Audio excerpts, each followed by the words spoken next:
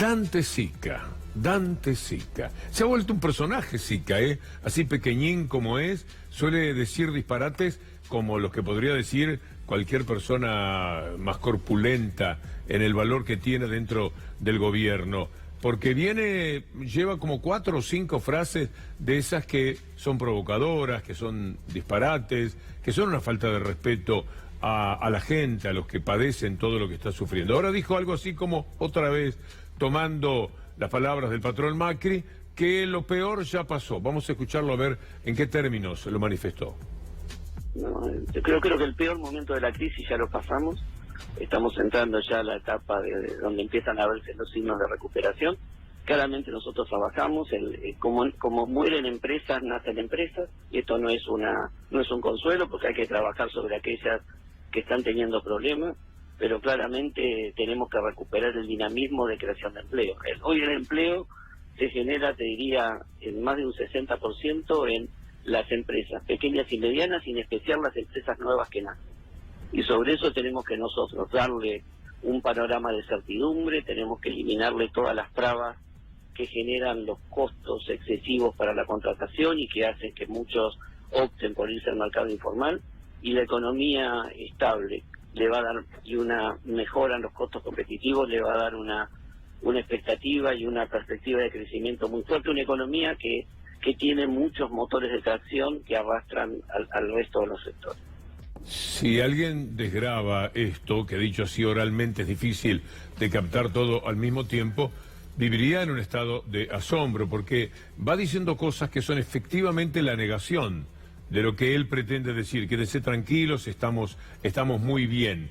Al mismo tiempo reclama, o así a la pasada, nuevamente, la flexibilización laboral, porque lo que está diciendo es, tenemos que ayudar a esa gente, quitándole los costos, etcétera, porque bueno, ya se sabe que el salario es un costo más, por ejemplo, y tenemos que evitar que vayan al mercado informal. Justamente lo que están haciendo, Mariano, es hacer que la gente se corra hacia el mercado informal, que ha crecido como 3 o 4 puntos desde que se tiene este gobierno. Bueno, recordemos que en un sentido similar, Marcos Galperín de Mercado Libre decía la semana pasada, 5 empleos son 5 problemas, 100 empleos son 100 problemas, pero en el caso de Dante Sica, destaco un par de frases. Fue una entrevista que hicimos el sábado en AM750, entre otras decía, yo le preguntaba, bueno, hay 50 pymes por día, que las propias entidades que nuclean este tipo de empresas dan cuenta que desaparecen del mercado, y el ministro nos decía, así como mueren empresas, nacen empresas. Hay como un efecto neutro desde la mirada del ministro,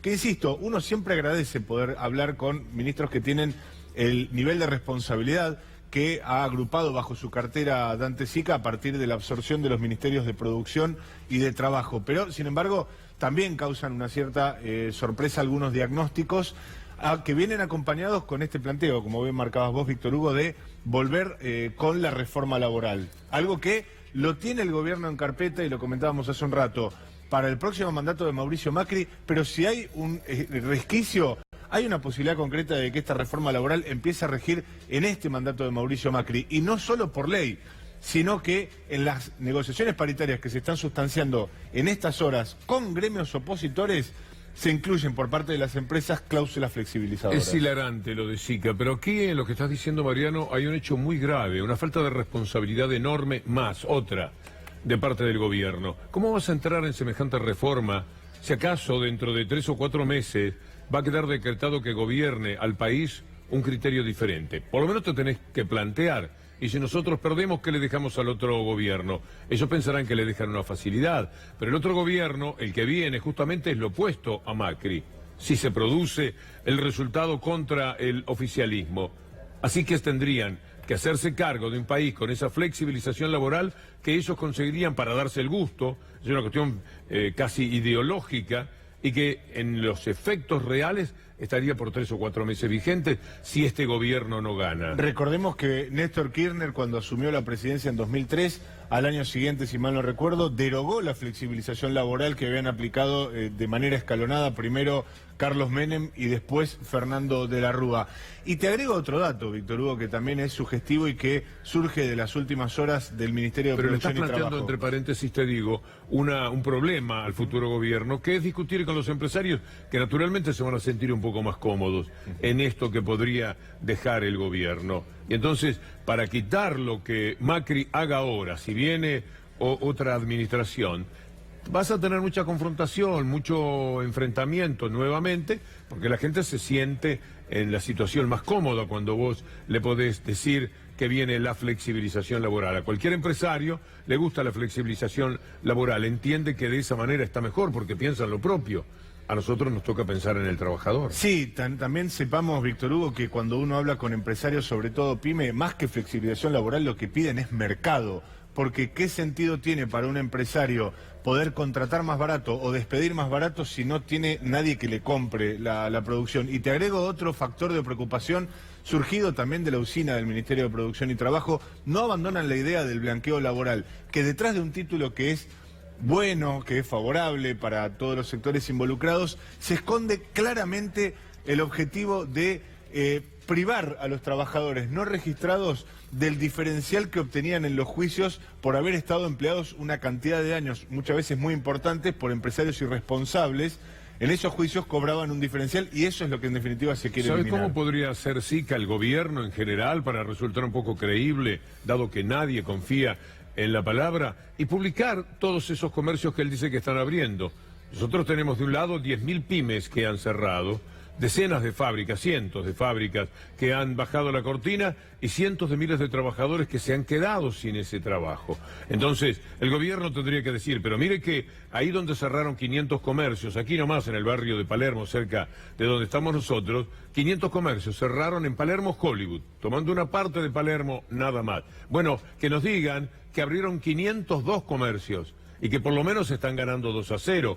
Y que nos digan que esto sucedió en Palermo Hollywood, cuando les hablamos que cierra Puma, que cierra Loma Negra, que están echando hasta de la fábrica de alfajores Rosario, no sé cómo se llaman bien esos alfajores, que sí que son riquísimos. Están echando gente ahora. En la Nirva había en estos momentos, el Rosario, que nos digan, no, pero están abriendo 3 fábricas de alfajores. Entonces nosotros miramos, confirmamos que efectivamente abrieron 3 faltas de alfajores y no tenemos que decir la SICA, que es un vulgar mentiroso, que juegan con la gente, que le toman el pelo, que nos llevan por delante. ¿Por qué no hacen eso? ¿Por qué no nos demuestran dónde tomaron empleo de calidad? ¿Dónde es que va a trabajar la gente de Loma Negra?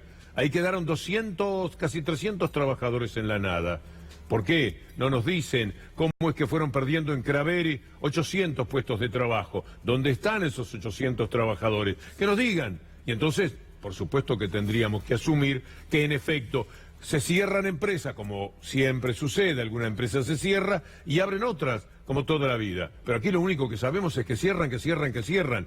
Y el gobierno tiene Clarín y tiene Nación. Mirá si abrieran una sola pyme, si abrieran una empresa, qué poco les costaría poder divulgar que esto está sucediendo. Y que entraron no monotributistas a la ficción del trabajo en la República Argentina, sino trabajo de verdad y de calidad, como suele decir, llenándose la boca de mentiras, Mauricio Macri. Mariano, quisiera aprovechar además para preguntarte, bueno, después de estas declaraciones rápidamente, algunos representantes de la CGT, Acuña es el caso, bueno, salió a responder, ¿no?, a levantar el guante, pero más allá de la respuesta, había pautado para este mes, para junio, que el salario mínimo vital y móvil era de 12.500 pesos en Argentina, se adelantó en marzo. ¿Cuándo hay una nueva convocatoria para que se sienten todos en la mesa a definir cuál es un salario digno para la gente? Es muy buena la pregunta, Agustina, porque el Consejo del Salario Mínimo Vital y Móvil se reúne una vez por año y desde que está Mauricio Macri en el poder se fue corriendo paulatinamente la convocatoria. Lo hemos tenido en meses como abril y mayo, ahora lo tenemos en junio y a partir de este año, por lo menos la idea del ministro de Producción y Trabajo es convocarlo en el mes de agosto. Y viene a cuento lo que vos planteás, porque el año pasado, si bien el salario mínimo vital y móvil es un factor muchas veces simbólico, tiene efectos prácticos muy importantes, porque por un lado determina casi como un gatillo el aumento salarial que tendrán los docentes, ningún docente puede cobrar 20% menos, digamos, perdón. Tiene que cobrar docente, 20% por encima. Exacto, tiene que cobrar 20% por encima del salario mínimo vital y móvil y también los planes sociales. Entonces, ¿por qué el gobierno ha pisado el Consejo del Salario? Porque evidentemente no quiere asumir esos costos. Y yo te digo, ¿cuánto fue el año pasado el aumento del salario mínimo vital y móvil, Agustina? 25%. Es decir, recordemos que con una inflación interanual que en mayo alcanzó el 57%, acá tenemos 32 puntos de diferencia de pérdida neta que tuvieron no solo los trabajadores que perciben la mínima, sino por consecuencia muchos docentes y ni hablar de los planes sociales.